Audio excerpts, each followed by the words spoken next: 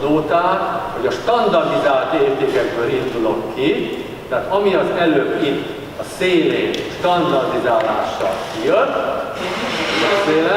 azokat pakolom be kiindulásként, és akkor kiindulásként, ha bepakoltam standardizált értékeket, akkor természetesen az átlag nullára jön ki, a varianciák és a szólások egyre jönnek ki, ami az újdonság, az most jön, a kovarianciát, ha kiszámolom, kijön valami, és ugye mivel az átlag nulla és a szólás egy, ezért a standardizálásnál mit sem változtat az egészen, tehát a korrelációs együttható ugyanaz lesz, mint a kovariancia. Tehát úgy is meg lehet tanulni a korrelációs együttható fogalmát, hogy